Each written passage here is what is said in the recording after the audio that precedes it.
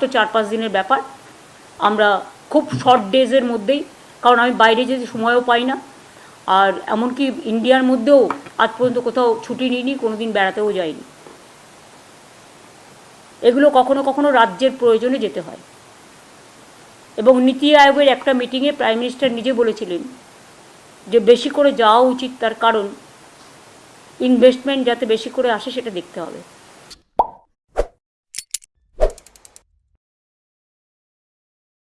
নমস্কার বন্ধুরা, আপনারা দেখছেন পারফেক্ট পলিটিক্স, সাদা বাংলায় রাজনীতির কথা।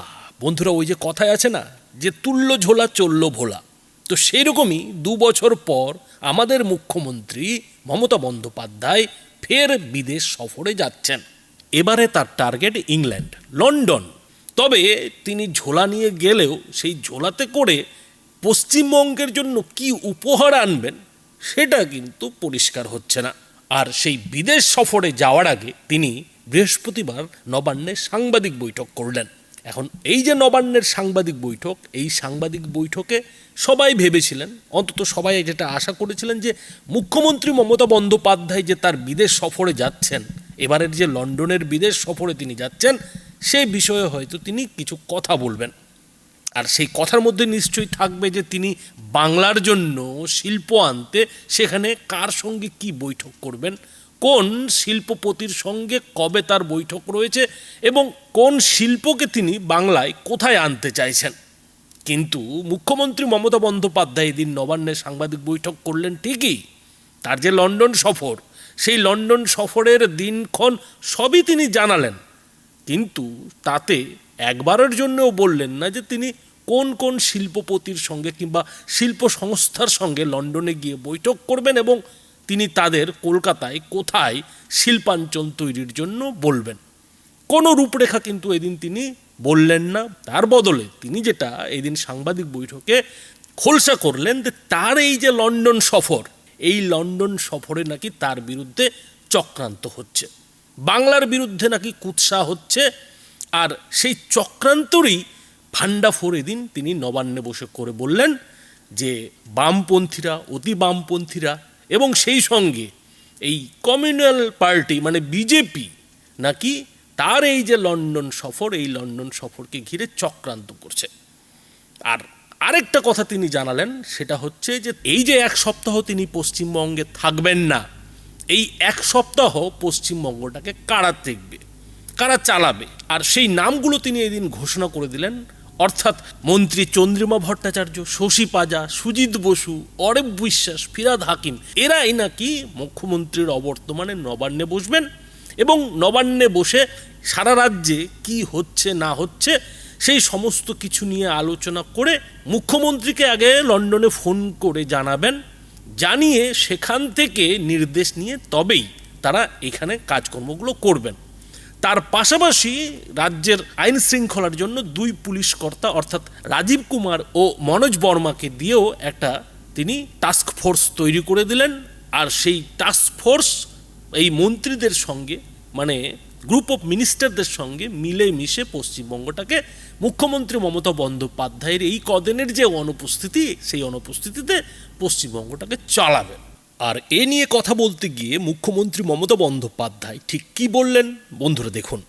আমরা বাইরে যাওয়ার আগে আপনারা জানেন 2 বছর পর পর আমরা একবার করে বাইরে যাওয়ার চেষ্টা করি, কারণ আমরা যখন BGBS করি মানে বেঙ্গল বিজনেস সামিট, তখন আমাদের কাছে এবারে 40টা আমাদের কান্ট্রি এসেছিলেন, তার মধ্যে 20 আমাদের পার্টনার কান্ট্রি ছিলেন। তারা আমাদের বারবার রিকোয়েস্ট করেন যে আমরা তো আপনাদের দেশে আসছি, আমরা ইনভেস্ট করতে চাই, আপনারাও আমাদের দেশে আসুন। যেমন জাপান থেকে শুরু করে, কোরিয়া থেকে শুরু করে, কেউ বাকি নেই এই রিকোয়েস্টের মধ্যে, সবাই আছে। কিন্তু আমরা যেহেতু বাংলায় প্রবলেম বেশি, কারণ বাংলা নদীমাতৃকার দেশ, ঝড় জল লেগেই থাকে, তারপরে বন্যা ডিবিসির জল ছাড়ার প্রবলেম আছে, ওদিকে নানা রকম উৎসব থাকে, আমাদের এখানে যত উৎসব হয়, এবং একদল লোক আছে কুচক্রী যারা দাঙ্গা করে সারাক্ষণ। সুতরাং এই সমস্ত ঘটনার জন্য আমরা যাবার চেষ্টা করলেও, এমনকি দিল্লিও পর্যন্ত আমার যাওয়া হয় না। 365 দিনের মধ্যে মনে করবেন যে 365 দিনই কখনো আমায় কলকাতায় থাকতে হয়। হয়তো মাঝে 4-5টা দিন কখনো কখনো দিল্লি গেলেও 2 দিনের জন্য গেলাম, চলে এলাম, বছরে একবার, এরকম হয়। তো যাই হোক, আমরা লাস্ট বিদেশে গিয়েছিলাম 2024-এ, এবং এটা 24-এ না, 2023-এ। আর এই সফরটাও খুবই ছোট্ট, যাতায়াতের 2 দিন ফুল রাখবে, একদিন সানডে আছে, বাদবাকি 4 দিন মাত্র আমাদের প্রোগ্রাম। 4 দিনের মধ্যে আমাদের ইন্ডিয়ান এম্বাসির প্রোগ্রাম আছে, ডিটেলস, আমাদের বিজনেস মিটিং আছে, 24 তারিখে আমাদের ইন্ডিয়া হাই কমিশনের প্রোগ্রাম আছে, 25 তারিখে আমাদের বিজিবিএসের প্রোগ্রাম আছে, 26 তারিখে আমাদের G2G প্রোগ্রাম আছে, আর 27 তারিখে আমাদের অক্সফোর্ডে প্রোগ্রাম আছে, এবং 28 তারিখে আমরা ওখান থেকে ব্যাক করে চলে আসব, কারণ সামনে ঈদও আছে, তারপরে আবার বাসন্তী পুজোও আছে। সুতরাং আমাকে এই সময়টা আর একটা দেশে আমাদের যাওয়ার ইনভিটেশন ছিল, কিন্তু আমরা সেটাকে ক্যান্সেল করেছি, কারণ যেহেতু ঈদ এবং বাসন্তী পুজো আছে বলে।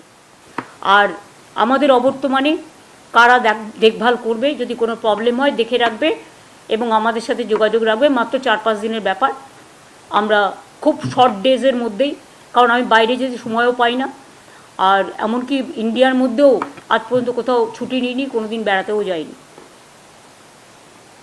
এগুলো কখনো কখনো রাজ্যের প্রয়োজনে যেতে হয়।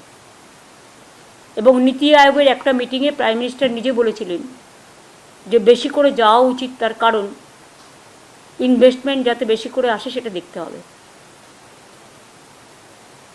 কাজেই তার কথাকে সম্মান জানিয়েই, আর গণশত্রুদের বলবো, আমাদের প্রোগ্রাম কিন্তু গভর্নমেন্ট অফ ইন্ডিয়া ক্লিয়ারেন্স দিয়েছে। কারণ একসময় আপনারা জানবেন চায়না যাওয়ার সময় ক্লিয়ারেন্স পাইনি, যাইনি। একসময় জানবেন শিকাগো যাওয়ার সময় আমরা ক্লিয়ারেন্স পাইনি, আমরা যেতে পারিনি। একসময়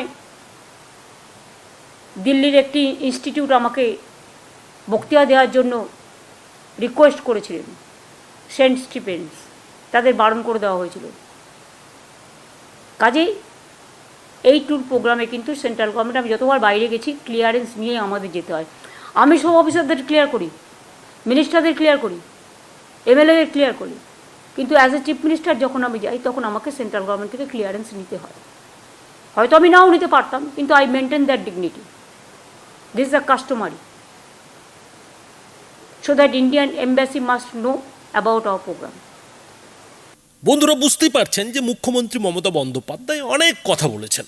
তার এই যে বিদেশ সফর নিয়ে বিরোধীদের এত কথা, এত প্রশ্ন, এত সমালোচনা, সেই সব সমালোচনার যেন এদিন তিনি জবাব দিতে চাইলেন। কিন্তু প্রশ্ন হচ্ছে, এই যে মুখ্যমন্ত্রী মমতা বন্দ্যোপাধ্যায়ের ঝোলা নিয়ে বেরিয়ে পড়া, ভালো কথা, তিনি তার অবর্তমানে পশ্চিমবঙ্গকে নজরে রাখার জন্য টাস্ক ফোর্স গঠন করে দিলেন। কিন্তু কথা হচ্ছে যে মুখ্যমন্ত্রী এই যে লন্ডন সফরে যাচ্ছেন, এই সফরটা তিনি কিসের জন্য যাচ্ছেন? তিনি কি ঘুরতে যাচ্ছেন, নাকি তিনি কোনো কেন্দ্রীয় সরকারের অনুষ্ঠানে যোগ দিতে যাচ্ছেন, নাকি তিনি লন্ডনের অক্সফোর্ড বিশ্ববিদ্যালয়ের যে বক্তব্য রাখার আমন্ত্রণ, সেই বক্তব্য রাখতে লন্ডনে যাচ্ছেন? এদিন মুখ্যমন্ত্রী মমতা বন্দ্যোপাধ্যায়ের যে বক্তব্য, সেই বক্তব্যে কিন্তু তার কোনো হদিশ মিলল না। অর্থাৎ কোনো রূপরেখাই কিন্তু এদিন মুখ্যমন্ত্রী মমতা বন্দ্যোপাধ্যায় দিতে পারলেন না। তার বদলে তিনি তার সাংবাদিক বৈঠকের বেশিরভাগটা সময় সেই যে তার বিরুদ্ধে চক্রান্ত, সেই চক্রান্ত নিয়ে নিজের কাঁদুনি গেয়ে গেলেন। এখন কথা হচ্ছে যে সারা ভারতবর্ষের মধ্যে মমতা বন্দ্যোপাধ্যায়ই মনে হয় একমাত্র মুখ্যমন্ত্রী যার বিরুদ্ধে সারাক্ষণ কোনো না কোনো ষড়যন্ত্র হচ্ছে, কোনো না কোনো চক্রান্ত হচ্ছে, আর সেই জন্য নাকি তিনি কোনো কাজই ঠিকঠাক মতো করতে পারছেন না। আর এবারের তার যে লন্ডন সফর, সেই লন্ডন সফরের আগে যেভাবে বিরোধীরা নানা প্রশ্ন তুলতে শুরু করেছেন, নানা সমালোচনা করতে শুরু করেছেন, তাতে মুখ্যমন্ত্রী মমতা বন্দ্যোপাধ্যায়ের এদিনের যে নবান্নের বৈঠক, সাংবাদিক বৈঠক, সংবাদ মাধ্যমের সামনে নিজের মনের কথা বলা, তাতে তো কোথাও যেন মনে হচ্ছে যে তিনি যেন আগে ভাগেই তার লন্ডন সফরের একটা কাঁদুনি গিয়ে রাখলেন। মানুষকে বলার চেষ্টা করলেন যে তিনি লন্ডনে ঘুরতে যাচ্ছেন না, তিনি কাজে যাচ্ছেন। আর সেই কাজের মধ্যে বুদ্ধি করে আবার মমতা বন্দ্যোপাধ্যায় কেন্দ্রের নরেন্দ্র মোদী সরকারকেও জড়িয়ে নিলেন। বন্ধুরা, আপনারা নিশ্চয়ই খেয়াল করেছেন যে তিনি তার বক্তব্যের মাঝে এটাও বলেছেন যে কেন্দ্রীয় সরকারই নাকি প্রধানমন্ত্রী নরেন্দ্র মোদী নাকি একবার নীতি আয়োগের বৈঠকে সমস্ত রাজ্যের মুখ্যমন্ত্রীদের বেশি করে বিদেশে যাওয়ার কথা বলেছেন। কেন না, বেশি করে বিদেশে গেলে বেশি করে বিদেশি বিনিয়োগ এই ভারতে আসবে। কিন্তু কথা হচ্ছে যে বিনিয়োগ টানতে মুখ্যমন্ত্রী মমতা বন্দ্যোপাধ্যায় তো এর আগে বহুবার বিদেশ সফর করেছেন। অন্তত তার কথাতেই যদি ধরি যে 2 বছরে একবার তিনি বিদেশ সফরের সময় পান বা সুযোগ পান, তাতেও গত 14 বছরে নানা করে তিনি 7 বার বিদেশে গেছেন। কিন্তু এখানেই তো প্রশ্ন যে এই 7 বারের যে তার বিদেশ যাত্রা, সেই 7 বারের বিদেশ যাত্রাতে 7টি বিদেশি কোম্পানি কি অন্তত এই পশ্চিমবঙ্গের মাটিতে কারখানা খুলেছে, কোনো শিল্প কারখানা গড়েছে, নাকি সেটাও বিরোধীদের চক্রান্তে বানচাল হয়ে গেছে? এদিনের মুখ্যমন্ত্রীর যে বক্তব্য, সেই বক্তব্যে তো অন্তত সেটাই মনে হচ্ছে যে বিরোধীরা বারবার চক্রান্ত করে মুখ্যমন্ত্রীর এই যে কষ্ট করে বিদেশে যাওয়া, বিদেশ সফর করা, সেই সফরটা বিরোধীরা বানচাল করে দিয়েছেন। আর এবার তো তিনি একেবারে ওই কেন্দ্রের নরেন্দ্র মোদী সরকারকেও জড়িয়ে নিলেন যে তিনি বিদেশে যাচ্ছেন ঠিকই, লন্ডনে যাচ্ছেন ঠিকই, কিন্তু সেখানে ভারতের বিদেশ মন্ত্রকেরও নাকি অনুষ্ঠান রয়েছে, আর সেই অনুষ্ঠানেও তিনি যোগ দেবেন।